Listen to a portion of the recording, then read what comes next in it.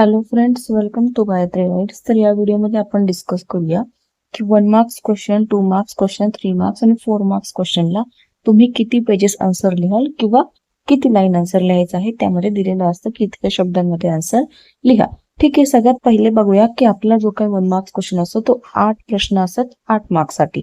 तर इथे सिंपल आहे, तुम्ही जे काही असेल जोड्या नाव विचारलं असेल किंवा चुटकी बरोबर असेल, एका वाक्यात उत्तर असेल किंवा मग रिकाम्या जागा भरा, काहीही असो ते पूर्ण वाक्यामध्ये आन्सर या ठिकाणी तुम्ही लिहायचं आहे.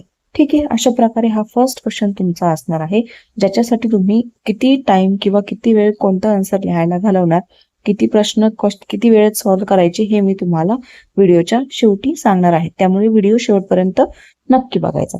त्यानंतर दुसरा प्रश्न असतो आपला 60 ते 80 शब्दात आन्सर द्यायचे आहे. ही सेकंड इयरची क्वेश्चन पेपर असणार आहे. तर याच्यामध्ये तुम्हाला जवळपास 8 ते 9 लाईन आन्सर आलं पाहिजे, म्हणजे हाफ पॅसेज किंवा एक पूर्ण पॅसेज अशा प्रकारे तुमचं 8 पॉइंट आले पाहिजे. 2-2 मार्क्ससाठी जर विचारलं तर 4 पॉइंट आलेले पाहिजे. ठीक आहे, तर अशा प्रकारे इथे तुम्ही हे आन्सर जे आहे ते लिहायचे आहे. यामध्ये तुम्हाला ऑर क्वेश्चन असतो किंवा नसतो, कधी कधी बऱ्याच टाइमला 2 मार्क्समध्ये तुम्हाला ऑर क्वेश्चन दिलेला नसतो. त्यामुळे अशा प्रकारे तुम्ही हाफ पेज जे आहे ते आन्सर या ठिकाणी लिहायचं आहे, म्हणजे 4 ते 5 लाईन मध्ये. त्यानंतर नेक्स्ट क्वेश्चन असतो तुमचा क्वेश्चन नंबर 3, ज्याच्यामध्ये तुम्हाला 120 ते 160 शब्दांमध्ये उत्तर लिहायचे असते. याला बऱ्याच पैकी ऑर क्वेश्चन विचारलेले असतात, 2 ऑर क्वेश्चन असतात. जो तुम्हाला इझी वाटेल तो या ठिकाणी तुम्हाला लिहायचा आहे. 3 मार्क्ससाठी हा प्रश्न असतो. ठीक आहे, आणि 4 क्वेश्चन असतात. तर 3 मार्क्ससाठी क्वेश्चन आहे, तर तुम्हाला कमीत कमी 6 पॉइंट या ठिकाणी देणं गरजेचं आहे, म्हणजे कमीत कमी 8 ते 9 लाईन आन्सर तुमचं या ठिकाणी आलं पाहिजे. अशा प्रकारे सेकंड नंबरचा क्वेश्चन जो आहे, थर्ड नंबरचा, तो या ठिकाणी तुम्ही डिस्कस करायचा आहे. जो तुम्हाला इझी वाटेल तो क्वेश्चन या ठिकाणी लिहायचा आहे. आणि शेवट तुमचा जे काही 5-10 मिनिट तुम्हाला मिळाले पाहिजे, अशा प्रकारे आन्सर तुमचे लिहून झाले पाहिजे. नंतर फोर्थ क्वेश्चन असतो 200 ते 250 शब्दांमध्ये आन्सर लिहायचा आहे, ज्याच्यामध्ये तुम्हाला बऱ्या अंशी ऑर क्वेश्चन विचारलेला असतो एक, ज्याच्यामध्ये तुमचं 1.5 पेजेसचं आन्सर आलं पाहिजे, म्हणजे 1.5 पेजेसचं आन्सर. कमीत कमी 12 ते 16 पॉइंट्स आन्सर त्या ठिकाणी असायला हवं, किंवा 15 पॉइंट्सचं आन्सर.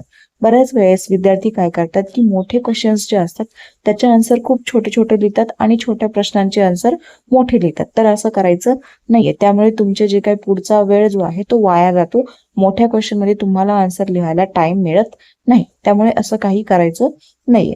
आणि इथे बघा, सपोज आता तुमचं इथे मी तुम्हाला डिस्ट्रीब्यूट केलेलं आहे प्रॉपर, की तुम्ही 2 तासाचा पेपर कशा प्रकारे किती वेळात कोणता प्रश्न सॉल्व्ह करायचा. ठीक आहे, तर आपल्याकडे 2 तास असतात, जवळपास 120 मिनिटं. क्वेश्चन नंबर 1 असतो, ज्याच्यामध्ये 8 क्वेश्चन असतात 8 मार्क्ससाठी, ज्याच्यासाठी तुम्ही 10 मिनिटे वेळ घालू शकतात. जर तुम्हाला आन्सर येत असेल तर पटकन लिहून द्यायचं आहे, आणि नसेल येत तर तिथे तुम्ही वेट केला किंवा वेट करायची वाट बघायची नाहीये. शेवट 2-3 मिनिटं जेव्हा राहतात तेव्हा तुम्ही इकडे तिकडे विचारून ते क्वेश्चनचं आन्सर लिहू शकता. ठीक आहे, क्वेश्चन नंबर 2 आहे, तो सुद्धा 8 मार्क्सचा असतो, ज्याच्यामध्ये 4 क्वेश्चन आपल्याला विचारलेले असतात. प्रत्येकी एक क्वेश्चन जो आहे तो 2 मार्क्ससाठी असतो, बरोबर. म्हणजे काय, तर 20 मिनिटांमध्ये तुमचे हे 4 प्रश्न सॉल्व्ह करून झाले पाहिजे, म्हणजे प्रत्येक प्रश्नासाठी तुम्हाला इथे 5 मिनिटं आरामशीर मिळेल. ठीक आहे, क्वेश्चन नंबर 3 आहे, 12 मार्क्सचा असतो, जो की 4 क्वेश्चन या ठिकाणी तुम्हाला विचारलेले असतात. प्रत्येकी एक क्वेश्चन असतो 3 मार्क्ससाठी, जिथे तुम्हाला 40 मिनिटे घालवायची आहे. 40 मिनिटे घालवायची आहे, म्हणजे 4 क्वेश्चन आहे, तर तुम्हाला प्रत्येक क्वेश्चनसाठी 10 मिनिटं आरामशीर मिळतात, बरोबर. तर प्रत्येक 10-10 मिनिटांमध्ये तुमचे हे 4 क्वेश्चन सॉल्व्ह झाले पाहिजे. त्यानंतर उरतात शेवटचे 50 मिनिट. 50 मिनिटांमध्ये क्वेश्चन नंबर 4 जो आहे, सगळ्यात लॉंग क्वेश्चन आहे, त्याच्यामध्ये तो 12 मार्क्सला असतो. इथे 3 क्वेश्चन तुम्हाला विचारलेले असतात, आणि प्रत्येकी एक क्वेश्चन जो आहे तो 4 मार्क्ससाठी असतो. अशा प्रकारे तुमचे 50 मिनिटं या ठिकाणी तुम्ही खर्च करू शकता. 50 मिनिटांमधले प्रत्येक क्वेश्चनसाठी तुम्ही 15-15 मिनिटं यूज करू शकतात, आणि 5 मिनिटं तुमचे शिल्लक राहतात, ते तुम्ही ओव्हरव्ह्यू करण्यासाठी किंवा ओव्हरलुक करण्यासाठी देऊ शकतात, की 5 मिनिटांमध्ये तुमचं काय राहिलेलं आहे, किंवा 1 मार्क्सचा जो क्वेश्चन आहे तो राहिला असेल तर तुम्ही लास्टचे 5 मिनिटं जे आहे ते तुम्ही त्या ठिकाणी सॉल्व्ह करण्यासाठी घालवू शकता.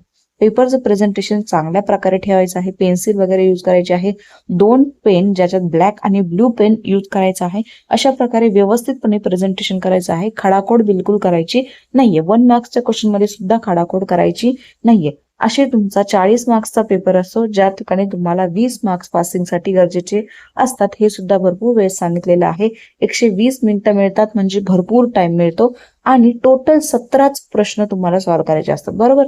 त्यातले 8 जे असतात ते MCQs असतात आणि बाकीचे उरलेले तुमचे 9 क्वेश्चन्स आहे ते तुम्हाला लॉंग आन्सर मध्ये लिहायचे आहे. लॉंग आन्सर म्हणजे 2-2 मार्क्सचे 4 जरी सोडले तर तुम्हाला जवळपास फक्त 5 क्वेश्चन मोठे असतात, ते व्यवस्थित लिहायचे आहे आणि त्यांचंच जे काही मार्क्स आहे ते तुम्हाला व्यवस्थितपणे मिळतात. सुटसुटीत आन्सर लिहायचं आहे.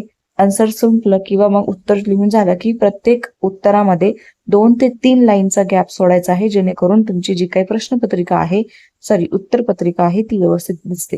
ठीक आहे. अशा प्रकारे तुमची जी काही आन्सर की आहे ती अट्रॅक्टिव्ह वाटली पाहिजे, जेणेकरून जो कोणी शिक्षक तुमची आन्सर की चेक करेल त्याला तुम्हाला भरभरून मनमोकळे मार्क्स देता आले पाहिजे. आणि टाइमाचं व्यवस्थितपणे नियोजन करायचं आहे, प्लॅनिंग करायचं आहे.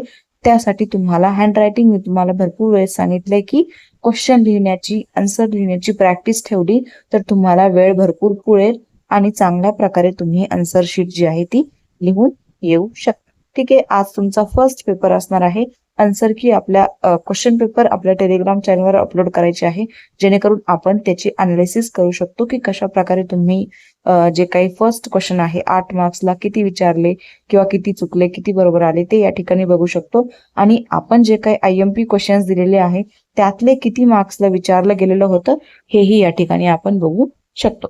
तर अशा प्रकारे आजचा हा शॉर्टकट व्हिडिओ या ठिकाणी आपण डिस्कस केलेला आहे. भेटूया पुढच्या एखाद्या नवीन व्हिडिओ सोबत. Bye bye, take care.